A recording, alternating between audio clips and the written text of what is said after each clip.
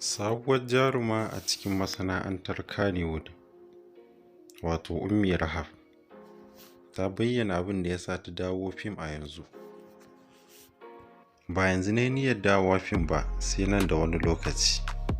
Amma abin da ya sa na dawo fim a wannan lokaci da ake gani ba wani abu bane illa kasancewa Kannywood ɗin ta zama lami, babu wasu masu jini a jika ko kuma kyawawa.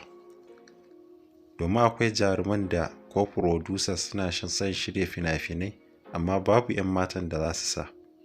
'Yan matan jiki wasu an daina yayinsu, wasu kuma salonsu ba shi ake bukata ba. Amma yanzu na taho zan zo da sabon salo kamar yadda kuke gani a tallan fina-finai na da ake yi. Haka wani spotan ta ya bayyana cewa ta yi musu wannan bayanin na dawowar ta fim a wannan hali. Haka kuma wata majiyar ta ce Adam A. Zango ne ya dawo da ita saboda ya nemi jarumar da za su yi wani fim wacce take baƙuwar fuska.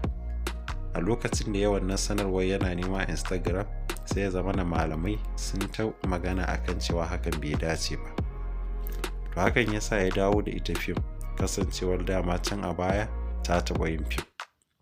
Zai zama na hakan ita ba baƙon abu bane a gurinta, kuma ba yanzu aka sanya ta ba.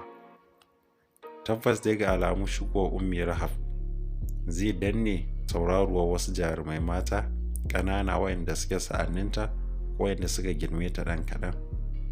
Kamar yadda spotan nata ya faɗa, tabbas wasu jaruman an gaji da ganinsu, wasu kuma salon nasu ya zama kamar na da. Kuma duk mai kallo yana son ya dinga ganin sabon abu daban.